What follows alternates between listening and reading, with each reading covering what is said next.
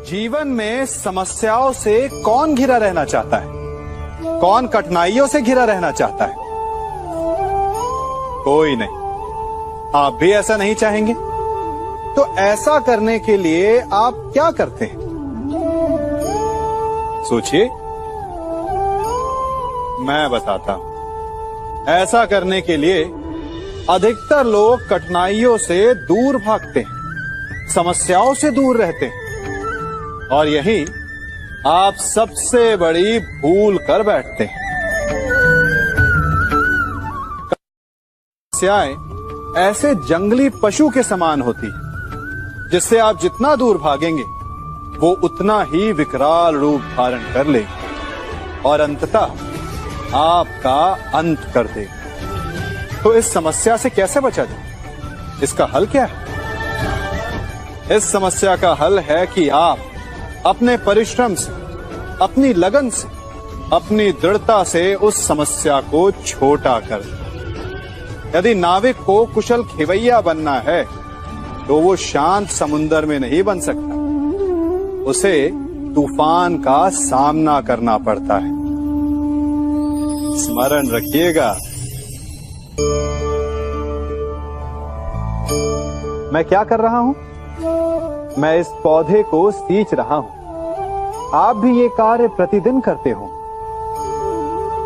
जब इस पौधे को जल देंगे तभी ये फलवित होगा, इसमें से फूल निकलेंगे, इसकी सुंदरता बढ़ेगी।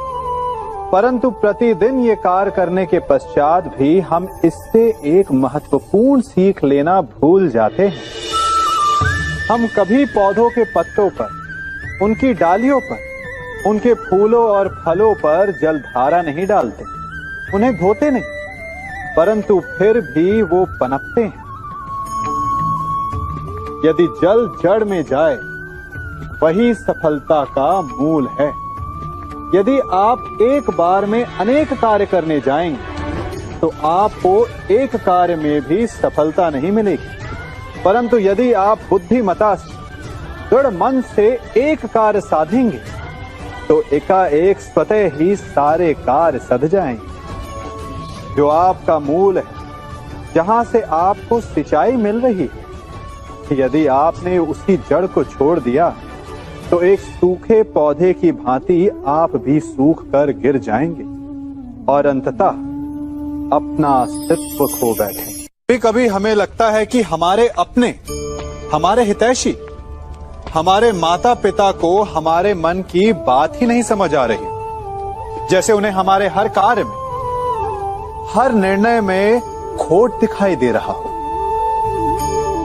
और ऐसे में हम कर बैठते हैं विद्रोह। ऐसी अवस्था में हमें वही अच्छा लगने लगता है जो हमारी मन की बातों का समर्थन करे।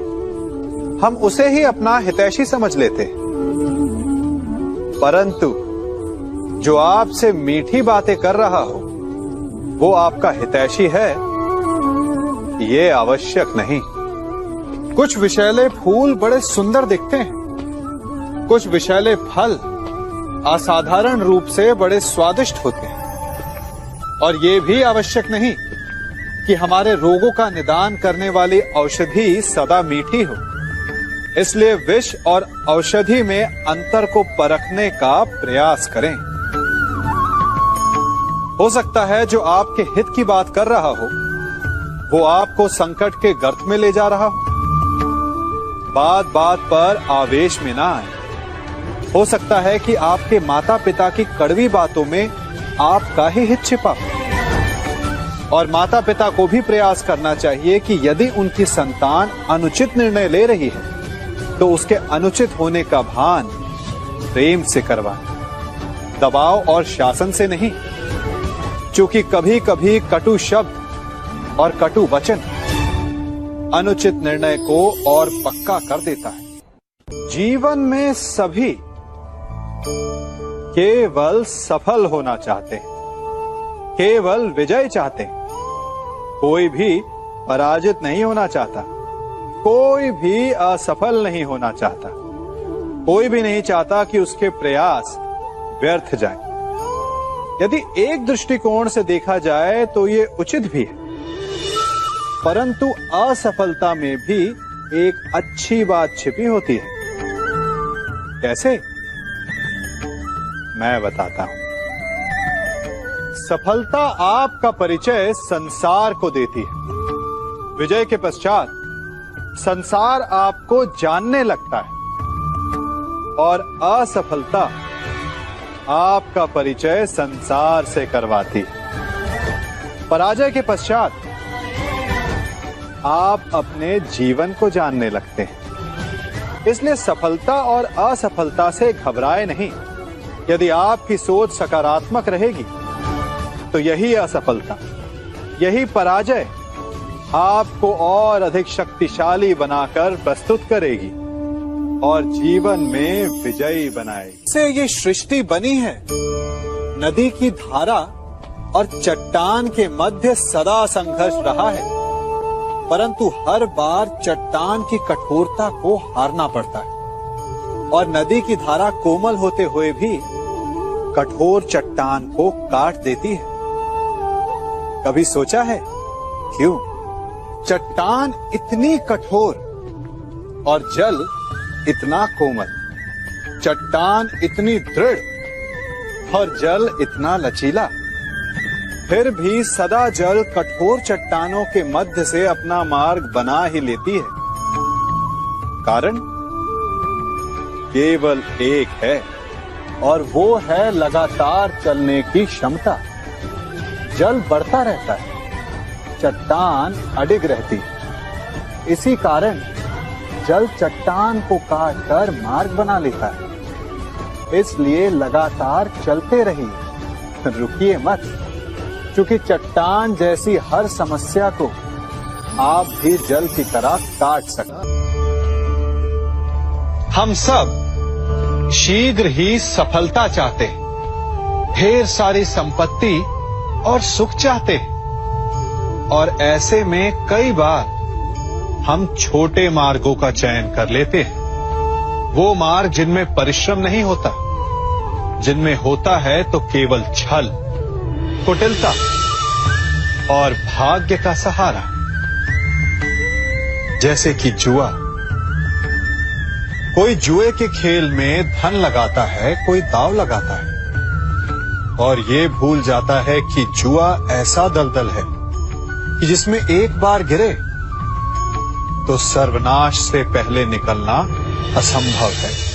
यदि आप जीते तो और जीतने की भूख बढ़ जाएगी, और यदि आप कुछ हार बैठे तो उसे पुनः पाने के लिए आप फिर से खेलेंगे। मनुष्य को ये आभास ही नहीं होता कि अपनी संपत्ति के साथ साथ वो अपनी मानवता, अपने संस्कार, अपना धर्म और अपना उत्तरदायित्व तक सभी जुए की भेंट चढ़ा देता है। इसलिए कुछ पाना है तो परिश्रम से पाओ। यदि कुछ जुए में जीता तो वो उतना शीघ्र ही खो दोगे, चूंकि उसे परिश्रम से पाया नहीं गया है, और उसकी रक्षा करने के लिए आपके मन में स्वाभाविक प्रयास भी नहीं होंगे। हम सभी बचपन से ये सुनते आए हैं कि अच्छे मित्र हमारे जीवन को पूर्णतः परिवर्तित कर सकते हैं, है ना? अच्छे मित्र, परंतु कौन? जिनसे आप प्रश्न पूछें और वो मित्र बिना किसी पक्षपात के, भय रहित होकर, बिना किसी लालच के आपको उचित उत्तर दे। परंतु सबके समक्ष ये समस्या आ जाती है कि आज के समय में ऐसे मित्र मिलना दुर्लभ है, वो तो होते ही नहीं। परंतु मैं आपको एक बात बताता हूं, हम सब के पास एक ऐसा मित्र होता है, बस हम उसे पहचान ही नहीं पाते। वो है दर्पण। दर्पण के समक्ष खड़े होकर आप स्वयं से पूछिए कि यदि आज आपका अंतिम दिन होता तो क्या आप वही करते जो आप कर रहे थे? आपको उत्तर मिले या ना मिले, परंतु आपकी दिशा अवश्य बदलेगी। इसलिए आपसे अतिरिक्त आपका सबसे घनिष्ठ मित्र, सबसे अच्छा मित्र और कोई नहीं। मनुष्य भी बड़ा विचित्र प्राणी है। अपनों से नीचे के स्तर के लोगों को वो हे दृष्टि से देखता है, उनका उपहास उड़ाता है, उनसे बार बार कहता है कि तुम्हारा कुछ नहीं हो सकता, तुम भविष्य में कुछ नहीं कर पाओगे। जब मनुष्य के पास धन, संपत्ति, मान होता है तो वो दूसरों का आदर नहीं करता, परंतु वो एक बात भूल जाता है कि उससे भी अधिक शक्तिशाली कोई अस्तित्व में है, और वो है समय। काल काल अपना चक्र कब बदलेगा ये कोई नहीं जानता। समय अपनी करवट कब लेगा ये कोई नहीं जानता। कोयला भी समय के साथ साथ हीरे में परिवर्तित हो जाता है। इसलिए जीवन में कभी भी किसी का भी उपहास नहीं उड़ाना चाहिए। कभी कभी आप सबके जीवन में एक ऐसी विचित्र समस्या अवश्य आती है कि शक्तिशाली के समक्ष मौन हो जाए। कि उस शक्तिशाली से विवाद करने से बचने के लिए आप मौन रह जाते। मानता हूं ऐसा करने से आप एक विवाद से बच जाते, एक संघर्ष से बच जाते, परंतु ऐसा बचाव एक बड़े संघर्ष को जन्म दे देता है। कैसे? हमारा मौन रहना अनजाने में उसका समर्थन बन जाता है और वो स्वयं को अधिक शक्तिशाली अनुभव करता है, और यहां से हमारा दमन प्रारंभ हो जाता है। एक के बाद एक हम अन्याय में अनचाहे रूप से सम्मिलित होते चले जाते हैं। तो इसका तोड़ क्या है?